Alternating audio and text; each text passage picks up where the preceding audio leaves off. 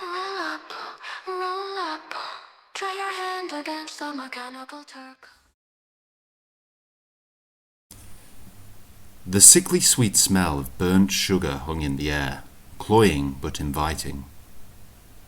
Autumnal scents drifted from the various stalls of the Everfield pumpkin patch. The earthy aroma of roasted chestnut, rich raisins and honeyed pumpkin pie. Revellers warmed their bellies with sweet punchy concoctions of spiced rum, mulled wine and brandy.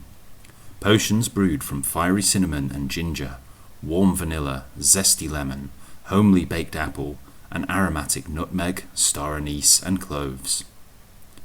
As Johann ambled through the pumpkin patch, he inhaled deeply the rich, dusky air, savouring the delicate fragrances. He had already indulged in several baked goods, washing each down with a full-bodied, warm beverage served in a stone cup shaped like a jack-o'-lantern. It was good to be home, away from the smoke and darkness of a foreign shore he had barely escaped from. Children darted from tent to tent, gorging on sugary snacks and swapping masks until their sugar-fueled euphoria collapsed into tantrum, toil and trouble within moments. He remembered being a child. It hadn't seemed so long ago that the haunted house ride could frighten him, but after 4 years in an active war zone, almost nothing scared him now. The stalls contained all manner of games. He knew that some of them, the ones with the good prizes anyway, were rigged. Hoops that were too small to actually land on their targets, balls that bounced wildly around when you threw them. And Johann was far too competitive to let that slide. It was what made him such an effective soldier. If someone could assemble a rifle in 20 seconds, he'd aim to do it in 10. If somebody could run for 10 miles with a 30-kilogram backpack, he'd try to run for 20. If someone had 15 confirmed kills, he'd aim for... Something caught his eye. Among the rows of games and trinkets, a tent stood out, its canvas patterned like a checkerboard in stark black and white. A sign above it read, "The Mechanical Turk." Standing beside the veiled entrance was a rotund gentleman with a thick curled moustache, a long coarse beard, and whiskers that arched upwards like twin scimitars. In his hand he held a long pipe, and the dense, fragrant smoke he exhaled made it clear it was no prop. His costume, unlike the children's plastic masks and polyester capes, was something to behold. He wore an elaborate fur-lined caftan of pristine white, and on his head rested a turban as black as shadow. He seemed not otherworldly, but over-timely, if such a word could be used. Johann squinted. He didn't like the look of this man. Where was he from? What was he up to? "Roll up," cried the man in an accent Johann couldn't place. "Come and see if you can beat the Mechanical Turk." Johann found himself walking gingerly towards him. The pipe smoke, not tobacco, stung his eyes. "The greatest chess automaton the world has ever seen," the man bellowed. "If you can beat the Mechanical Turk, you shall be granted riches beyond your wildest dreams." Johann frowned. "Riches, eh? How much money do you win specifically?" The man twisted one blade of his scimitar mustache, drew on his pipe, and exhaled a laugh. "Well, as much money as the Turk can possibly accrue, and all the glory and prestige of the Turk too. All we ask is for £1. Take your coin and pop it into the slot on the Turk's chest. If you win, all the money he's accumulated will be yours." "Oh sure," Johann said dryly. "There's probably about £3 in there." The man laughed again, smoke curling from his lips. "We've been coming here for years, my boy. Thousands have tried their luck. Almost none have ever beaten the Turk." "I'll tell you this for nothing," Johann said, pointing a sugar-dusted finger at the man's face. "If this thing's rigged, I'll rip that mustache off and make you eat it. I'm telling you that for nothing." The man grinned, unfazed. "Right this way, my boy," he said, pushing aside the checkerboard veil. The Turk awaits. Johann entered the tent, peering through the thick smoke. The mechanical Turk sat behind its chessboard like a relic from another century. Its body was built of dark varnished wood, joints stiff and square. Brass gears glinted faintly through narrow slits in its face and neck, ticking and turning with clockmaker's precision. Its arms were of dark teak, jointed at the elbows and wrists. The hands were polished smooth from use, but faint burn marks marred the knuckles, as though it had once been too close to a flame. Its face was porcelain, pale, and faintly cracked around the mouth, where centuries of painted smiles had begun to fracture. A pair of glass eyes stared straight down at the chessboard, unblinking, catching the reflections of the flickering bulbs strung above. The dark eyes, it seemed, looked like deep wells of melancholia, staring endlessly at the board in infinite contemplation, as if the machine had grown weary of its endless monotony. Beneath the porcelain mask, the faint whir of gears could be heard. Steady, patient, and almost thoughtful. A thin plume of steam escaped from the seams along its shoulders and neck, mingling with the acrid pipe smoke. Someone had dressed it in faded Ottoman-style robes, frayed at the cuffs, with a dark turban resting on its head, and yet despite the wires, gears, and visible craftsmanship, it felt alive. When it turned its head, even slightly, Johann froze. The faint scrape of porcelain against wood sounded almost like breath. Trembling, he reached into his pocket and withdrew a pound coin. Tentatively, he pushed it into the slot on the Turk's chest. Johann leapt back as the automaton stirred. 2 spurts of steam shot from its shoulders, and the gentle whirring of brass gears quickened. The Turk straightened its back, drawing in its arms, each motion punctuated by a faint click as its slender, 2 human fingers reached out to move a chess piece. Johann stared in disbelief as the Turk tipped its turbaned head to him, indicating it had completed its opening move. He pulled back a wooden stool and sat, looking down at the board. He made his own move. Almost instantly, the Turk responded. 10 moves later, Johann had lost. The Turk resumed its resting posture. "Damn it," Johann murmured. "I knew it was a scam." The turbaned man twirled his mustache, took a long draw on his pipe, and exhaled a smoky laugh. "The Turk wins again," he crowed. Johann's cheeks burned. He stormed out of the tent, the sweet autumn air quickly replacing the suffocating pipe smoke. "Young man," a velvety voice came from beside him. He turned to see a slender woman in flowing robes of purple silk standing by her own tent. "What?" Johann snapped. "You gonna read my fortune, are ya?" "Another scam. Well, before you tell me my future, let me tell you yours. If you try to pull any tricks, I'll take that crystal ball and break it over your—" "Enough!" The woman snapped her fingers. "Your endless prattling bores me. Everything bores me. When you know the future, everything is dull." Johann sneered. "If you know the future, tell me how to beat that stupid robot." "I could," she mused, "but I won't." "Then what are you wasting my time for?" Her eyes gleamed emerald green. "You will have time to waste if you follow me." She slipped through the entrance of her great billowing tent. Strange colours seemed to shift through the tent. Johann turned to leave, but hesitated. He glanced once more at the checkerboard tent. How satisfying it would be to smash that stupid automaton to pieces. Or better yet, to beat it first, then destroy it. As he pictured wrenching off one of its teak arms and using it as a cudgel to shatter its porcelain face, he found himself already stepping beneath the purple awning. Inside, the air was heavy with perfume and incense. "I sense you wish to beat the mechanical Turk," said the woman in the velvety voice. She sat at a round table upon which rested a crystal ball. Yeah, in more ways than one, Johann said, sitting down.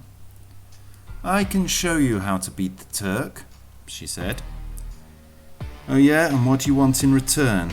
I bet you're in league with that pipe-smoking... I ask for nothing in return, she replied coolly. The Turk has taken customers from me for far too long. Every year people come to battle it and lose. They fill its chest with coin while my salves go unsold. So how are you going to show me how to beat it? Johann asked, picking up the crystal ball. His hands were slippier than he expected. The ball was heavier too. It slipped, crashed to the floor and shattered into thick shards. Oh, damn it, sorry, Johann blurted. I didn't realise it was that fragile. I'll pay for it. The woman raised a hand. A cheap parlour trick, she said. A prop. She reached into the air and produced a glowing stone as if from negative space. At once the crystal ball reformed on the table, flawless once more. With this, she said, time can be manipulated. Johann stared. How did you... She raised a finger to her lips. With this, you can beat the mechanical Turk. How does it work? It is not for you to know, she said. From the moment you slip the coin into the Turk's chest until the end of the game, time will loop again and again until you are victorious. You will remember each game and correct your mistakes until you win. Then all the Turk's riches, every coin, will be yours, and you will possess its mastery. Johann grinned. If this is real, I could walk away with thousands of pounds. Hundreds of thousands, she corrected. It has been a long time since anyone beat the Turk, but I warn you, it is more than a machine. It has achieved a mastery beyond mortal men. Sure, said Johann. But there are only so many games that can be played. Eventually I'll win. 50, maybe 100, and that could mean £1,000 per game. Or much more. Let's do it, Johann said. Let's wipe that smug smile off that pipe-smoking beardo weirdo's face. He'll be so poor he'll have to sell that bucket of bolts for scrap and move back to whatever country he came from. Moments later, Johann was back in the smoky checkerboard tent, coin in hand. He sat down and pushed it into the Turk's chest. The machine whirred to life. Its wooden hands clasped a chess piece and moved it forward. Johann responded. As expected, he lost. But he remembered how. When the board reset, the Turk made the same opening move. Johann adjusted his play, and lost again, and again, and again. After dozens of games, he realized that no matter how he changed his moves, the Turk always crushed him. No matter, Johann thought, it's all about repetition, just like in the army. Repetition, repetition, repetition. Hours passed, though time stayed still. Johann grew tired but obsessed. He'd lost count of the games. The pipe smoke burned his eyes, but he persevered. He would win. He had to. Yet every game felt like hitting a granite wall. The Turk's strategy was impenetrable. After what must have been 1,000 games, he couldn't even manage a stalemate. All the while, the turbaned man watched, cackling through yellow-stained teeth. I give up, said Johann with a sigh. I concede defeat. But nothing changed. The Turk sat there waiting for him to make his move. The man in the turban kept puffing on the pipe, and nothing changed. I don't want to do this anymore, he yelled. Let me out! He stood up from the table, marching over to the exit, but as he stepped out of the tent, he was back at the chessboard, watching the Turk make his opening move. He stood up, walking over to the man in the turban. Listen, you bearded weirdo, he said, gripping him by the shoulders. I don't want to do this anymore. Let me go now, he growled. The man cackled. Now, my boy, he grinned. That's no way to win. "I don't want to win," he said. "I want to be free from this game." But nothing changed. He played another game and lost. He played 1,000 games and lost. He played for what felt like a month, and every single time he lost. Despairing, he grabbed the Turk by its wooden neck and wrenched it forwards. "What the hell is this thing?" The Turk popped and burst with steam, gears grinding in a staccato symphony of failing machinery. He yanked and tore at the Turk until it snapped, a mangled mess of machinery and splintered wood. "Looks like you forfeit," said the man with the turban. And in an instant he was back at the table, and the Turk was exactly how he'd always been. This time he grabbed at the Turk's chest, prying at the coin slot until it burst open, and coins showered down onto the floor. Hundreds. Thousands. Hundreds of thousands. Millions? The coins piled up so high that they reached the opening in the Turk's chest, and at once it jammed shut. And in an instant he was back, watching the Turk's mechanical teak fingers gripping a chess piece and moving it across the board. Johann slammed his fist against the board in a rage, standing up and yelling at the top of his lungs, "Hey, fortune teller woman, stop! I want this to stop! Let it end! Please let it end!" But the velvet woman was nowhere to be seen. He walked over to the man in the turban, who grimaced through yellow teeth as he put his slender pipe to his lips. "Give me that," Johann said, snatching the pipe from him and taking a rough draw that made him cough and splutter until he doubled over. When his hacking and spitting abated, he looked up at the man. "What is in that pipe?" But he received no answer. At once he moved behind the Turk, gripping the brass turban and yanking it away. Beneath the turban, covered partially by the porcelain face, was a living brain. "What is?" Johann reeled. "What is this thing?" And at once he was sitting face to face with the Turk, looking into his fragile face and sad-looking eyes, watching him make his opening move. And on it went. Sometimes he played the Turk, sometimes he paced around the tent, sometimes he screamed at the top of his lungs, sometimes he simply sat and waited, sometimes he tried to escape, sometimes he talked to the Turk, sometimes he smashed its porcelain face, sometimes he scooped its brains out and dashed them on the floor. Sometimes he smoked from the pipe.